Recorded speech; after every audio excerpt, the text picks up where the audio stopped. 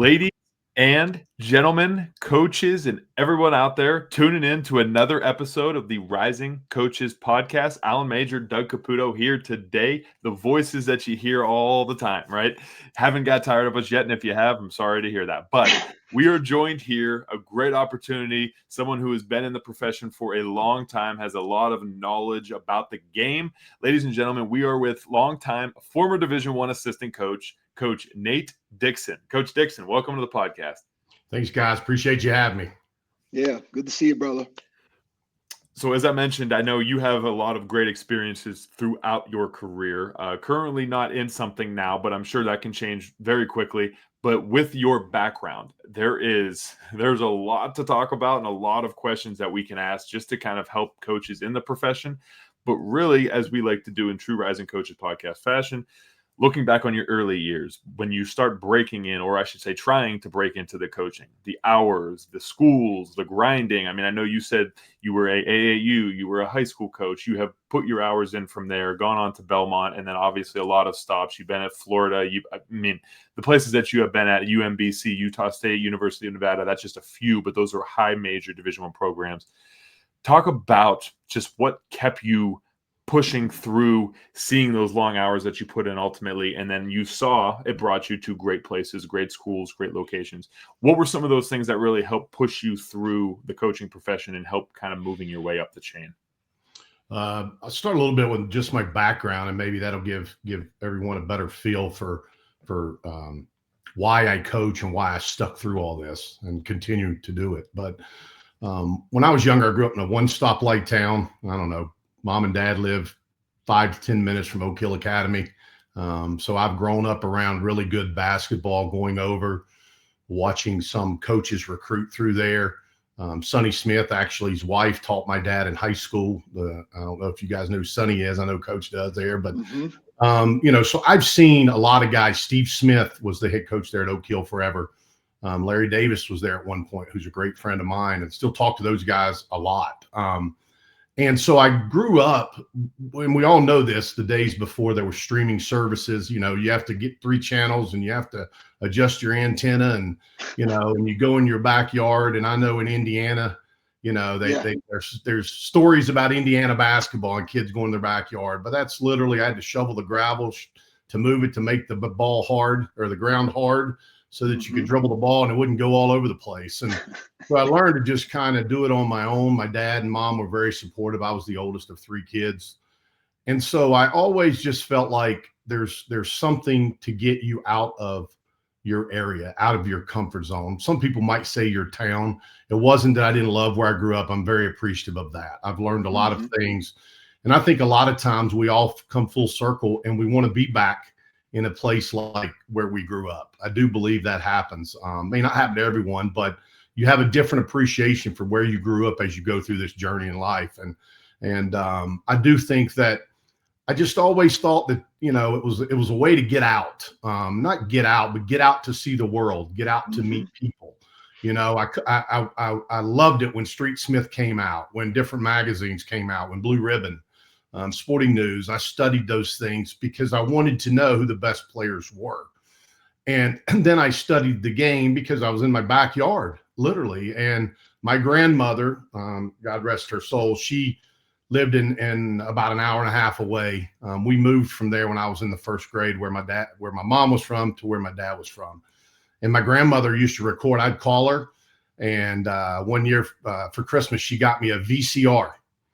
And I'm telling you guys, it was like I got a brand new house or a car, because to me, that was a way for me to not have to see blurry TV antenna basketball games and adjust it when the weather was bad. But she would record. I would call her, "Hey, Grandma, NC State Carolina's on tonight. Can you record it for me at 9?" And then after that's Pittsburgh and or Boston College, whoever. And so I'm telling you, all the way through until probably about the time I went to work for Coach Mage, I had boxes upon boxes of videotapes. So I could have literally had ESPN Classic before it was Classic. Right. And it just kind of evolved, because I was going to Oak Hill. I was watching these coaches come through there. I was watching late Jim Valvano come through there to recruit a kid. I mean, I could sit here and name you a long list of guys. Obviously, I said Sonny, but Charlie Moyer at Virginia Tech. And you guys understand, I was a little kid at the time. Now I was young, growing up in elementary school, and I was blessed that my dad was friends with Coach Smith and them. So we went over there and watched games, and I loved it. That kind of brought me into it. And then one time when I was in high school, I had a coach say to me, because I was contemplating going to Oak Hill. I mean, Steve offered me an opportunity to go there. I was going to have to pay some money. My dad had started a new business. And to be honest with you, I prayed about it. We had a lot of discussions. I really wanted to do it, but I wanted to do what was right for my family. And I've been blessed that my mom and dad are still alive. They've been part of this journey, an extremely big part of this journey.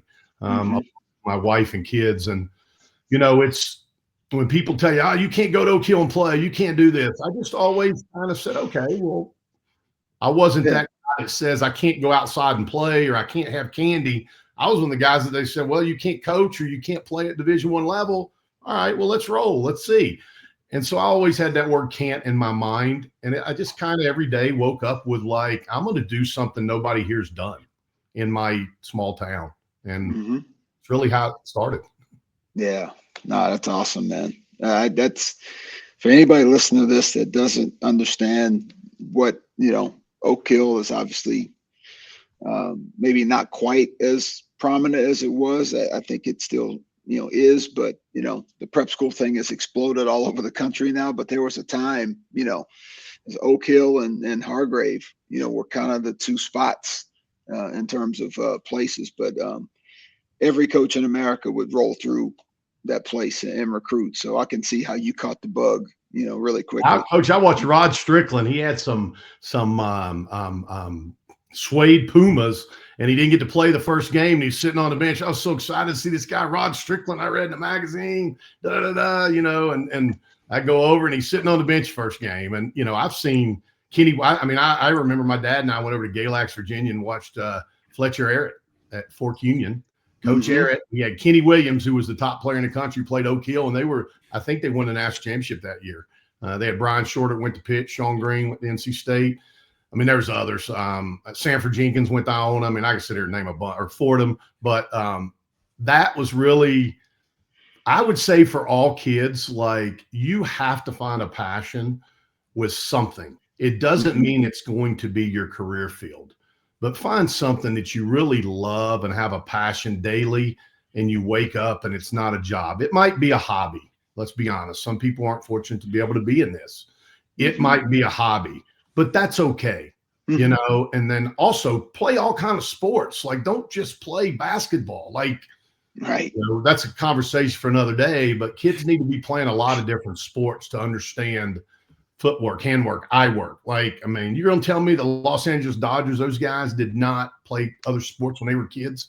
Their eyes are unbelievable. Like, no question. Hitting the ball, catching. Like, there's teamwork in a lot of ways that aren't even sports. And I think kids need to learn that and not be closed off to just one sport with mom and dad pushing them that way.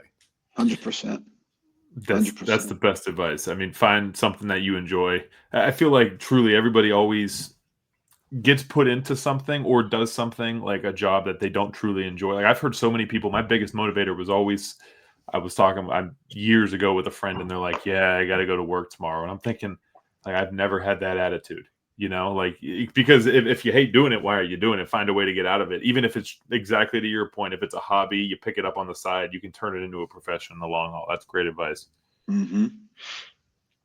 So one thing I want to make sure to touch on too, and I feel like this is perfect to ask you solely because you have had, and I hate to say it this way, but you have had a ton of experiences, right? You have been in a variety of different schools throughout your career.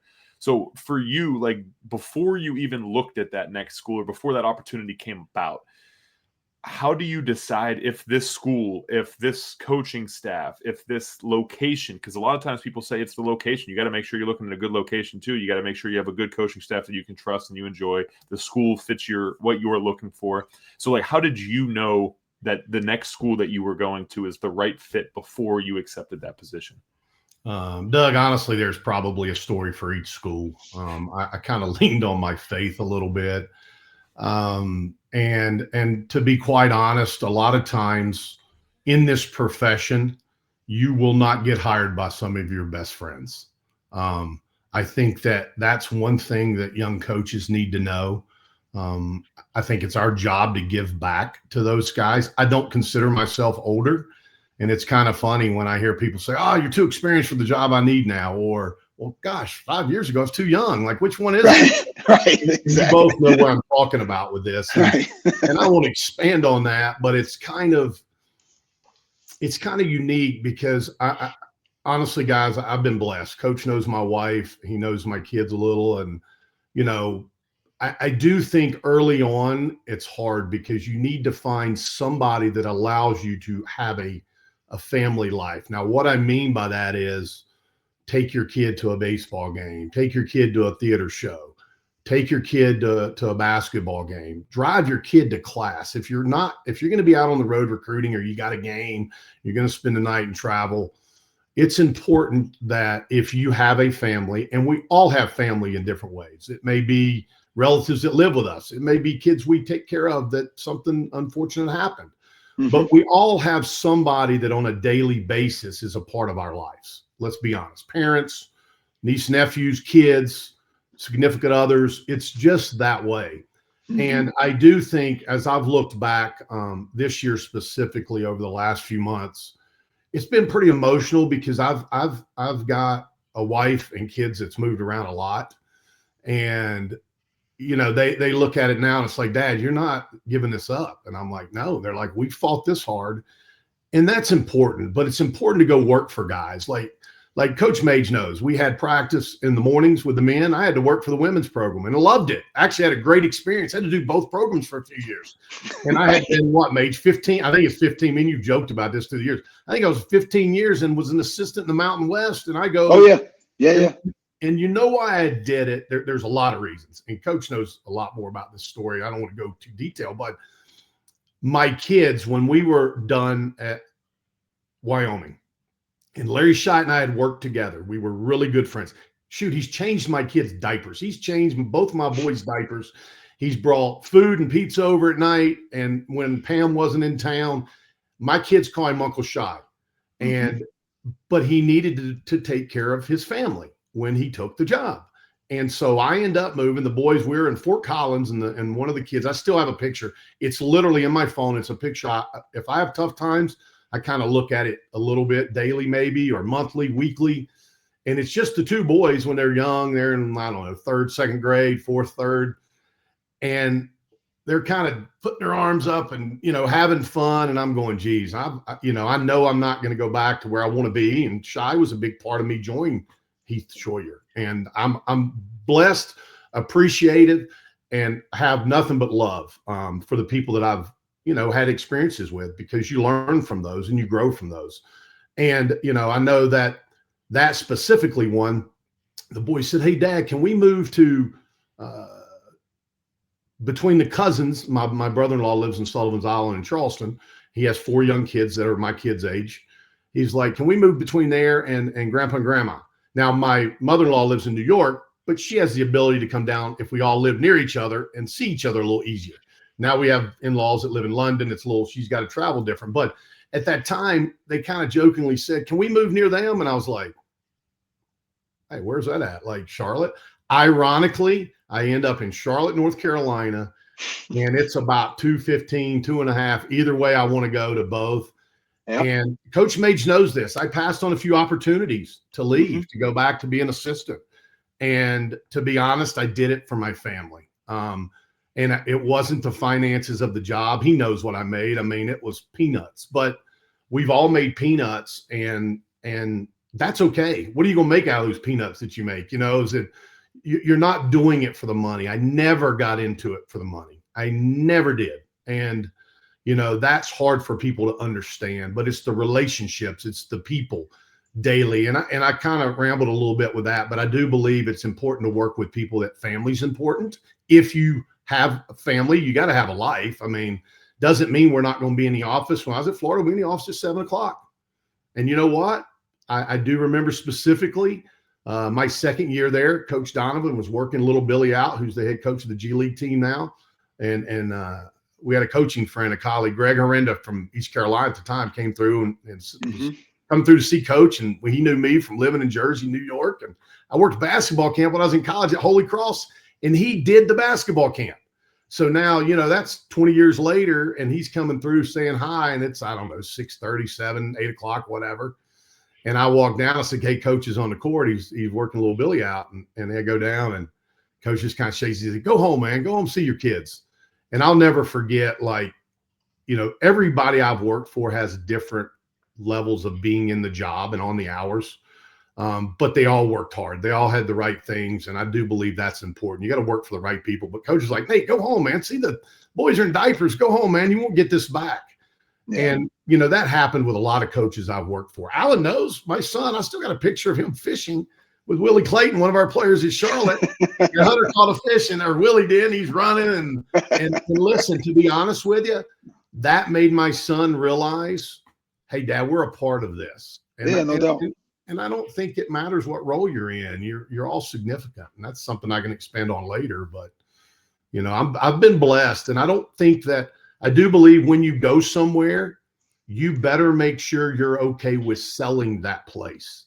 And what I mean by that is recruiting is so important. Now it's changed where it's, I'd like to say relationships matter. I do believe they still matter significantly. Mm-hmm. Now, if you got paying one guy $1 million and you're going to pay him $50,000, I bet she's going to go where there's $1 million. But, I do think that relationships matter. It's been important to me. That's how I've gotten in this business, is through relationships, through honest conversation. And I do think that that's very, very important. When you go somewhere, you better believe in that guy, and you better believe in that school and that administration. You can't fake it. Yeah, no doubt. Well said, man.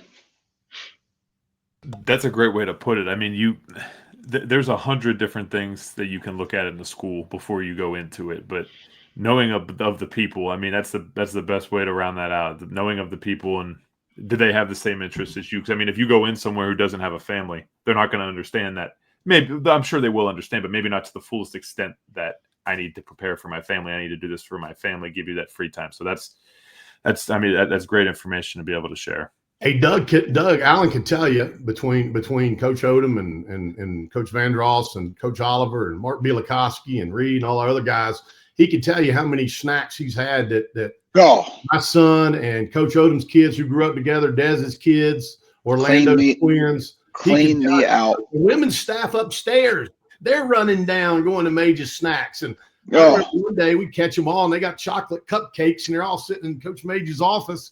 And I know one thing, I'll guarantee you that's one of his favorite memories, because he allowed that to happen. He allowed us to actually have our families around. And I think that's, there's a lot of different things you take, but Mage knows. I remember walking in and Ryan's like, oh my God. He's like, what are we going to do? These kids are just like, but it wasn't one. There's 10, 12 kids running around. Yeah, between the staff. Yeah, there was a lot of little ones. But we practiced in the morning specifically in that stretch that we did, so you guys could go home in the afternoon. So you could pick them up from school. So you could go to a soccer game. So you could have dinner with them at night. So you could tuck them in, because the youngest kid was like around 4. I think Dez's son Dallas was the youngest, and then Connor and Hunter were kind of in that same age. But you got those two were probably the oldest of the group, and then all the other kids were in. So it was a range from like 4 to 10, 4 to 12, in that range, something like that. But so, Doug, when you say about it, your salary and this and that, and I'm making, peanuts, but we all were, don't get it wrong. Like, it's just part of the times. Coach Mage made up for it, because you gave him a lot of cupcakes and snacks and yeah. I was helping with the grocery shopping. Is what I was doing. Yeah, no doubt. But no, gave him all the sugar. It's Brenda Freeze, Marcia Freeze. I'm sorry, Brenda's sister Marcia was on the pod recently, and she really encapsulated what you just said in the form of the 3 Ps. And when you make a choice to go somewhere, is the purpose, are you aligned with the places, with the people? Number one, the purpose of the place, and then the actual place where you're going. The city you enjoy living there. So if those 3 Ps align, that's always a good barometer as well. But well said. But no, great answer, brother. Well, and you've also, across all those stops, have had some tremendous head coaches. And I mean, obviously, we can't sit here and talk about every single one, but I'm sure you could give a full book about all of those and the adventures, the things that you had. But just like, what were some, if you had to maybe pick a couple coaches that you have worked for, like what made some of those coaches so good? Some qualities that they had, some little tendencies that maybe you took away from them. Like, if you wanted to dive into a few of those.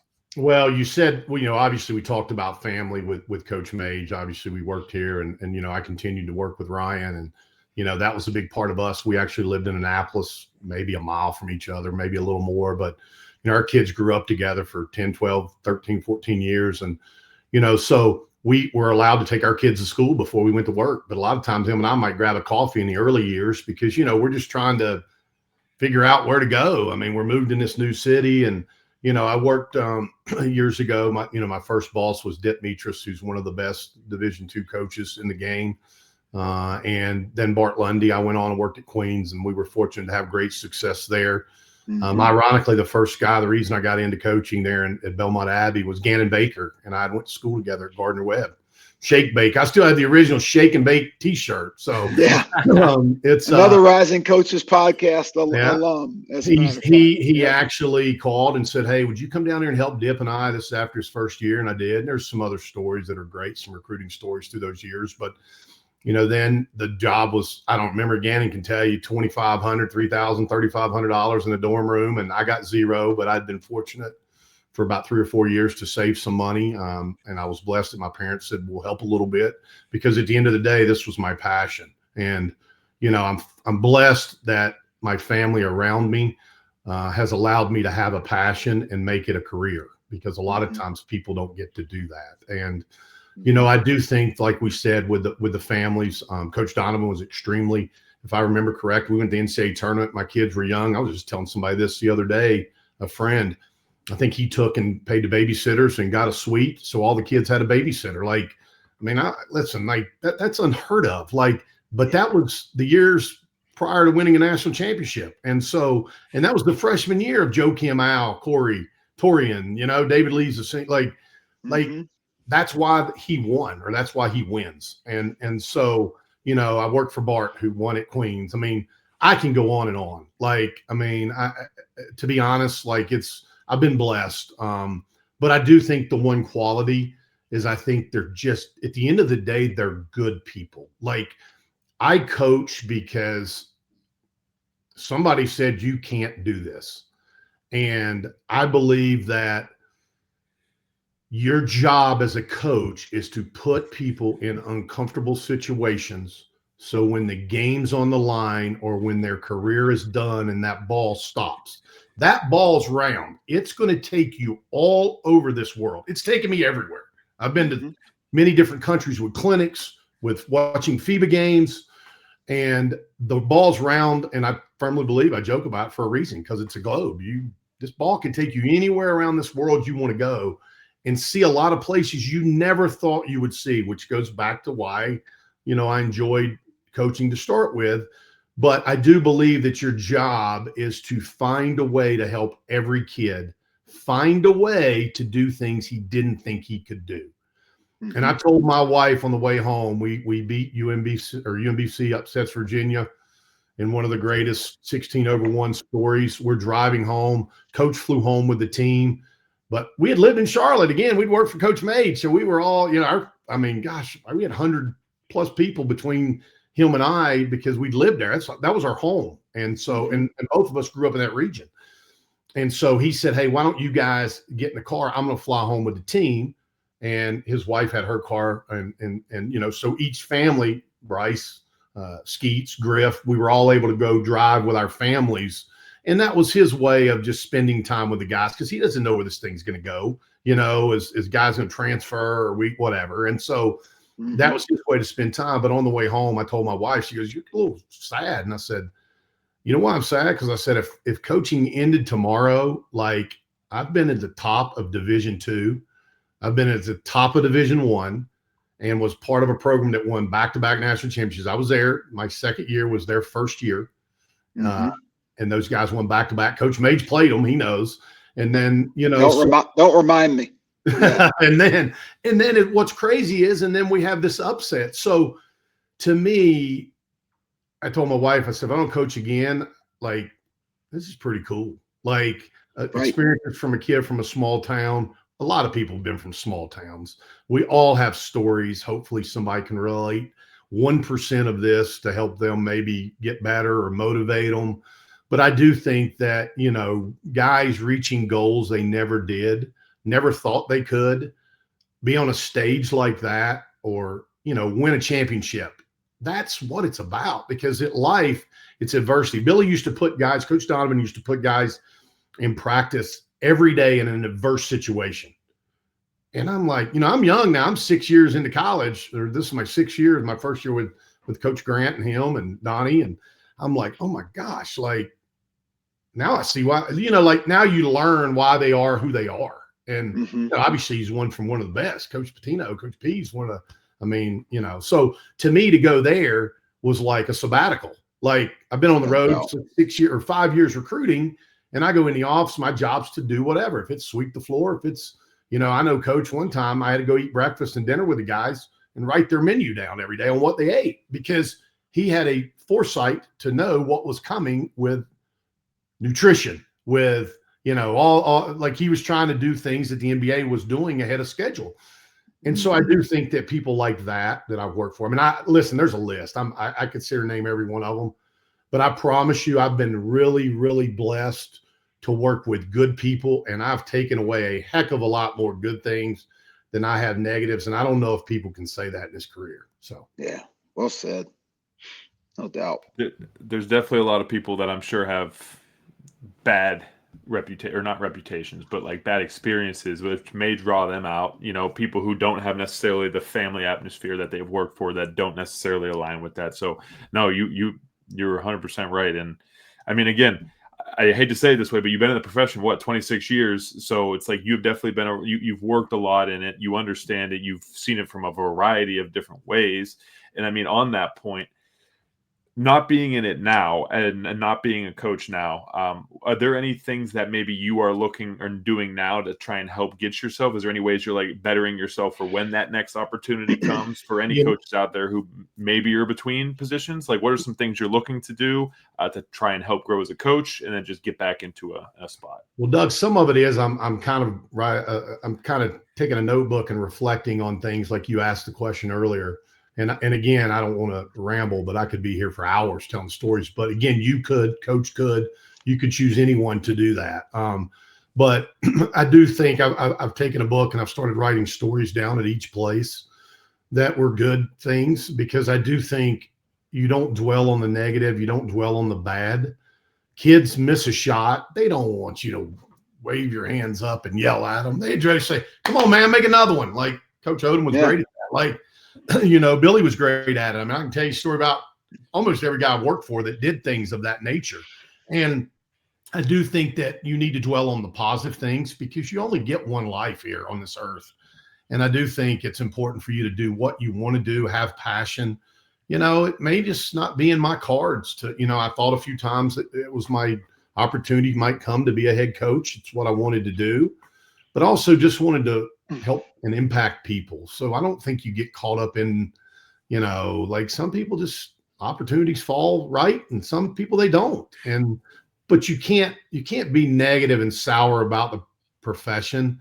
You know, I think that if you got in it for the right reasons and you stayed in it for the right reasons. I know years ago, somebody told me, they said, shoot, if you get to coach 10 years in college, you've done something. Or if you've been a place for 10 years, you better go, because it's changing, even if you've won. And it's like, that's so unique. Like, but like, I remember taking a job. I mean, you were asking earlier, I'll tie this back in, but I leave Florida. And I remember getting on the plane and I took a job at Louisiana-Monroe. And I'll be honest, it's the lowest budgeted Division I school with football at the time. And we leave a team that had just won the first SEC tournament championship in Florida history. And, you know, those guys were returning and they had success for the next, well, for many years up even to today. But, you know, I got off a plane in Monroe, Louisiana. I had to fly from Gainesville to Memphis and Memphis on. Now, I've done scheduling a lot of places I've been at. So I've recruited most places. So I kind of been But I'm not like, where in the heck is Louisiana-Monroe? Now, my college teammate took the job and he taught me into doing it. And, you know, I do it. But I also am one of those guys, like you said earlier, is there a sign? So I literally get off the plane and I'm telling you, what's the old Wings or whatever that old TV show was, Mage, where Doug's too young to know this, but where there was literally. Oh, I know what you're talking about. Well, there's literally like airport. one gate, like a table. Yeah. All right. That's Monroe's airport at the time. And not to change the subject, but one of our guys yesterday had a birthday. He's texted me this morning that plays in the NBA. That's what this is about. Texting them on their birthday, them responding back, or them texting. That's what it's about. Like, and you know what? I'm going to look at my phone because that's important to me. I mean, because that's why I do it. So anyway, I land and I've got this big, ginormous Florida Gator, almost a football bag, because at the time I didn't know if I was going to be home for a month, if I was going to go back, what I was going to do. So I packed 2 bags. My kids are young. I mean, one of them's not even in school and the other one's in pre-K. And I get off, my bag comes down almost like a UPS thing where it rolls down on those wheels. And I hear somebody say, Florida Gators. I'm being dead honest with you. As I'm flying in from Memphis, I'm going, oh my goodness, what have I done? Like, I know I want to coach. I know I want to recruit. I'm working for one of the best guys ever. Like, and coach had given me some advice and said, look, you know, you don't like it, come back, dude. Like, I mean, but again, I had committed to doing something and I had learned through college transferring, when you commit to do something, you need to do that. Like, that's important. Like, you only got your word. And so I learned from transferring so much in college that was going to have to be important. Now, I left 2 years, a lot in my career, but we won and my boss took a new job, or we won. And I mean, I was with Coach Major longer than any place I'd ever been. How about that? Like, literally at that school. And so at Charlotte. So, but this guy yells and I turn around. I'm like, who in the world? And I kind of look, I'm like, gosh, this guy's familiar. He goes, Nate, I wish I could remember his name. I'm embarrassed. My wife's going to be mad if he's not. Anyway, his wife and him were Florida Gator alums, and they used to bring their son to father-son camp. And he said, somebody told me in town, he's a doctor in Monroe, Louisiana. He said, somebody told me we hired a coach from Florida. And I was like, who in the world? Like, you in Florida to come here? And to be honest with you, he said, Nate, it's going to be a wonderful place. You need anything, you call me. Here's my cell. And I returned the favor and took him and his son to the Florida-Alabama basketball game on a Sunday. Coach got me tickets, and we sat in the stands and with Lee Humphrey's family and some other people that were friends that I hadn't seen in a year. But that was the sign. Hey, you know what, man? I'm going to do this. And so there's stories like that at each place. I know I went to Wyoming and, you know, my boss said, hey, Nate, it's going to be hard for your wife to get a job. Now, there's other people. Coach Schott had connections there, people we had worked with. My wife interviewed for 3 places and got 3 teaching jobs the first day she was there. So I do believe there's reasons. Like, God will take care of you if you keep faith, if you keep your head down, if you keep trying to do the right things daily. Don't make shortcuts. We've all moved. I've moved because I thought it was what I needed to do. But as you look back on it, moving ain't the right thing. My kids, my oldest son lives in LA now. My youngest son is a manager at NC State. He transferred. He was at Iowa with Fran, a great friend, him and Margaret. Fran gets let go. So he said, Dad, I want to go back to the East Coast. So he's at NC State. I'm fortunate Will Wade and his staff are taking care of him. But my oldest and him, so the oldest we moved to Monroe. Well, actually we moved to Florida. So let's say it this way. He's 1 year old. His brother's born 15 months later. We lived in a townhome. Then we moved to a different townhome a year later. So that's 2 in 2 years, right? Not counting the year before when we had lived in a house in DeLand, Florida at Stetson. So that's 3 in 3 years. Then I go to Monroe. We lived in an apartment until we found a house. So that's 4, 5. Then we go to New Orleans. We're there having to rebuild that place with Joe Pasternak.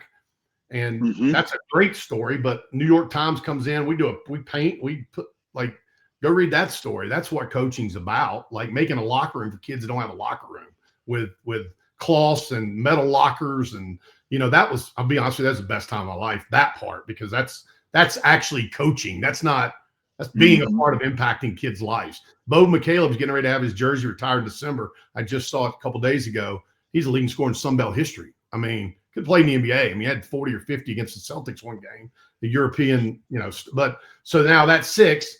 And then we lose our house to mold. So 7, we got to move to another. We live in the Marriott for 2 months. That's 8. And then I take a job and go to Louisiana-Lafayette. That's 9. The next year I'm at Wyoming, 10 houses in 10 years. Now, it wasn't 1 year only. Sometimes it was 3 months in an apartment until we could figure out where we wanted to live, because we wanted the kids to be in the right situations when they were young. But we just always made, my wife, she's like, oh gosh, and I'm like, well, look, we live in Louisiana. Now they know about beignets and they know about, and then we go to Wyoming, and that's 2 different cultures from one extreme to the other. And you know what? My wife and I just always tried to make a positive impact about it, because if we're not positive at home with it, how are we going to be positive recruiting it? Yeah, no doubt. That's what Coach said that about the 3 Ps. Like, you better know what you're selling. It's not just 94 feet in a court on practice. And so the culture, can I believe in this culture? Can I believe in the head coach? Can I believe in the school and administration? But I do believe that I've been lucky. I mean, I've been very, very blessed. There's places that I might have done things different. I might have spoke up less first. I might have spoke up more second in other places. Because I do believe my experiences are to give back to others. It's not to make the decisions. I'm not the head coach. I'm the assistant to assist, and I'm support him in his decisions. But I do believe I can throw things out and ideas through my experiences and my moves, to where it just gives him another thought, another. I'm not trying to confuse him. He's got enough things, but our job as assistants is to get to the problem before it gets to the head coach and fix it. Because whatever we can do to take it off his plate, that's our job. And I think if anybody comes out of this, your job is to not do the head coach's job, but your job's to prevent, okay, well, this kid hasn't been going to class and we haven't checked it. Coach doesn't make us check it every day. I'm just making up a story here, an example. I better get my butt and go get him up and take him to class, because it's coming down the pipe. And guess what? He's going to come back to us and say, are you guys not doing your job? So, I've learned through the years that, and there's one thing I learned with Billy, and I say this all the time, every job's important in the program, from the head coach all the way to the person that puts the Gatorade in the cup, that cleans up the locker room, the janitor, like every person. And if everybody's on the same page, you're going to win, or you're going to have a chance. Now, the ball may not bounce the right way, but I promise you, there's a reason Coach Donovan won 2 national championships. No doubt. Because he made everyone feel important from the first all the way through that campus. Absolutely. That's a phenomenal way to put it. Absolutely phenomenal. I mean, Coach, what we'll do is, you kind of left me speechless for a hot second, just because I'm sitting here and I'm trying to think. I'm like, I know Mage hates to talk about it, but the success that Florida has had, I know it's a rough subject, so I apologize. But it's evident, right? Like it's evident that what he has done has been successful. The people he's brought in, and to hear it from the assistants, you see it on the court, and then you hear it from the back end. It definitely speaks volumes. But what we'll do is we'll hop into the hot seat questions, and I know this is a new segment that we're ultimately implementing. So if people haven't heard it from the previous one, all it is just more of a interview style question, just to let coaches and the coaches listening kind of get an understanding of some questions that they may hear in an interview process, so they can start to prepare for them, but then at least hear coaches in the act going through the process and how they answer them as well. Got your 30-second hit the button, Nate? You talk too long deal? Well, they are shorter, quicker answers, but I don't have a timer on you, so don't worry. We don't have a gong. We don't have a gong. The gong show, Mage. I need to go. Right. You need to put that on there. That'd be pretty good. Like, that would be. You know what? We'll actually look into that. That's not a bad idea. If you start hearing a gong in the future, maybe that's why. But just a weakness or an area you felt like you have had when you first started the profession, and then like ultimately, how did you turn it into a strength? So really, just something that you've done in the past that you feel you weren't the strongest at, and how you developed it. I would say a lot of times, and I never felt this way, but I think sometimes talking a lot can be misconstrued for passion, or I have passion. So if I'm telling a story, it's because I have passion for it. Or if I'm recruiting a kid, I have passion for that kid. And I do think sometimes people can misconstrued, talking to me. It's just because I feel like that's a strength of mine to have a personality and connect.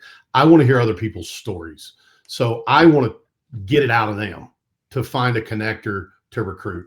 I want to get it out of them to find a connector to push them when we're coaching them if they commit to us. I want to find that connector. So I think that a lot of times, I've had people through the years say, "Oh gosh, Nate, you talk to me." Well, I get it. But I also understand, I'm out on the road being an ambassador for us for this program. I need to have a level of enthusiasm, a level of personality to connect, because if I'm not passionate about the place or about the coach or about the location or the school or the style of play, how can I why would you want to come play for us? Why would I want to move you from us recruiting you as an assistant or a staff to the head coach? If I don't have passion. So I think that sometimes that's gotten misconstrued. I do listen more. There's some opportunities over the last several years. I wish I probably would have spoke up a little more, because I I'd heard that a few times, and it kind of, I don't know if it hurt my feelings, but it made me reflect, because let's be honest, you gotta be honest with yourself. We all have faults. Nobody's perfect. Every day, every hour, we make a mistake. But I do think that you have to have passion, honesty, and I think it's okay. Make a fault a strength, or make a weakness, turn it around, and be honest with it. Be upfront with it. It's okay. Listen, if you think you're going to do things perfect, good luck, because you know what? Every single second you're in the game, and Coach Donovan used to say this all the time, and Ryan was the same way, turnovers, do not turn the ball over. That's a problem. And you can't score and you can't win if you turn it over. But that was a big thing with Ryan and other guys I've worked for. But Coach Donovan was always just have fun, man. Enjoy it. There's no pressure. I get it. But we recruited you to come here to help us win. There's no pressure, man. Have fun with this. All that work, now go have fun. And so our job is to create adversity in practice and create adversity. But our also job is to put an arm around you and love you and say, you know what? I just yelled at you, or I just told you didn't do something right, and you came back, and man, that's you're a coachable kid, man. We're going to win with people like you. You have to be willing as a coach to say you're right and you're wrong both. You can't be right. The players are on the court. You can't always be right. Mm-hmm. That's a great way. Hopefully I didn't get the gong twice. Gong. No. Because that's the one thing that I've learned too, is a lot of times, we've said it before on here, but go ask the players because especially from being a player, being on the court before, you see things differently than the people sitting on the sidelines. You might see a gap open up that people on the sidelines don't see. So it's always take their thoughts, ask them, what do you see out there? Take their thoughts into consideration also. So it's as you said, make sure you're getting all your facts straight. Essentially, if you're going into battle, you're not being the commander in chief and only making decisions without calling somebody up saying, "What's it look like over here? What's it look like over there?" So why not ask your players in sports? Yeah. It's not basketball; it's everything. No doubt. That's great. Well, Coach, thank you very much for being on here. As we always like to say, but truthfully, we do genuinely mean it. It means a ton to be able to get you guys on, to get anybody, just especially yourself.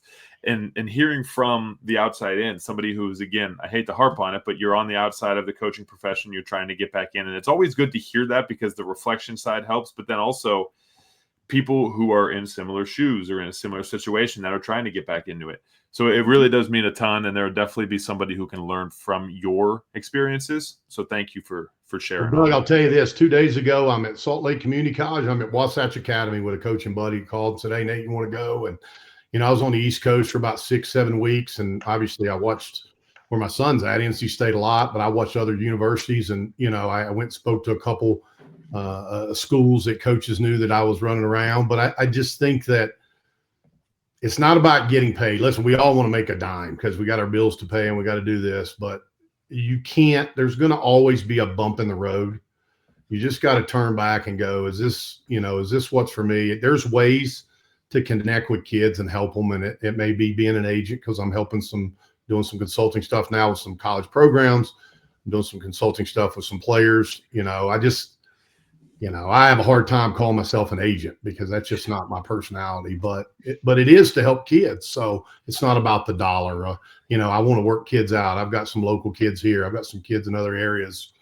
And I do think that that's what's important. At the end of the day, I just want to help kids, and I'm hopeful and blessed, whether it leads me into the NBA and I do some scouting, whatnot, that I can still connect some doors. But I'm hopeful that I helped someone a little bit with a story. And believe me, you can put my email, my cell. Coach knows I'm an open book.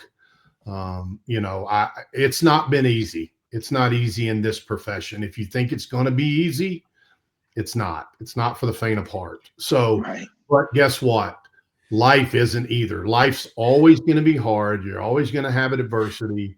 You tell your kids every day, you tell your players every day, well, we've got to do the thing and not be hypocritical. And we've got to take our own message and learn from it. So yeah, that's important to me, that I don't tell them to fight through adversity and, whatnot. And then here I am doing just the opposite. So I try to live the way I coach. And, I do believe there's a higher reason, there's a higher calling. I do believe there's a reason things happen. And so, I thought I was close a couple times to be a head coach at places I love, but you know what? I loved everywhere I've been. So, I think that's important. Well, I appreciate you, brother. It's in my opinion, obviously I have no problem speaking this into existence, but it's a matter of time, because the game needs guys like you, number one.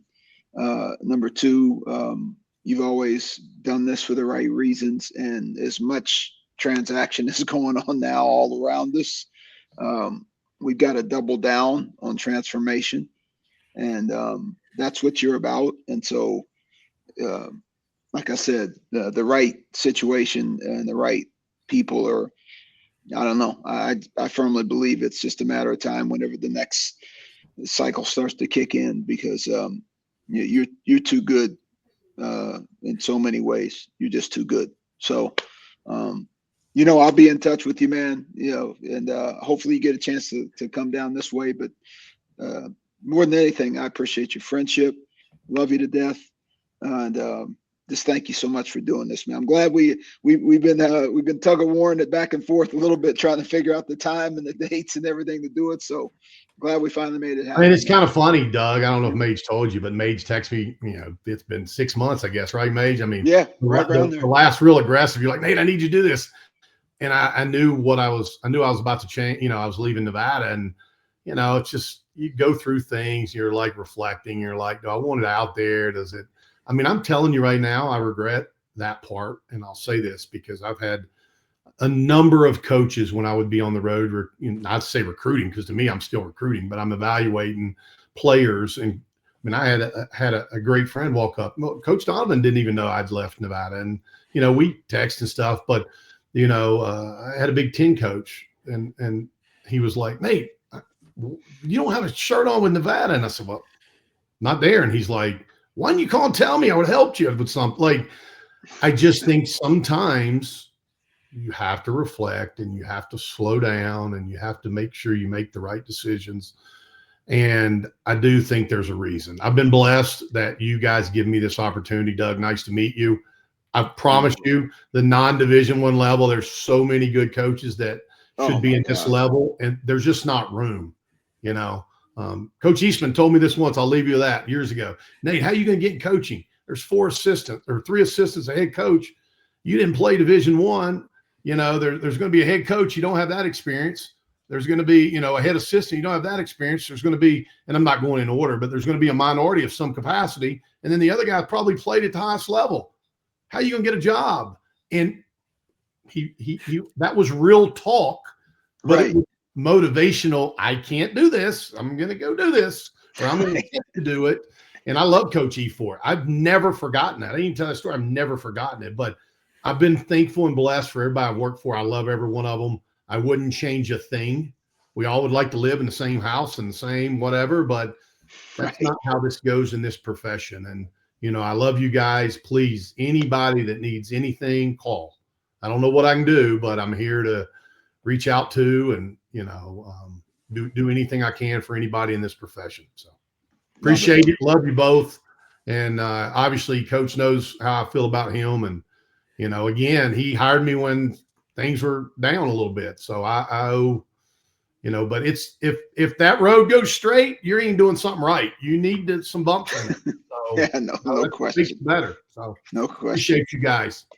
Yes, you got it, brother. Thank you. Thank you. And everybody out there, thank you all again for tuning in to another episode of the Rising Coaches Podcast.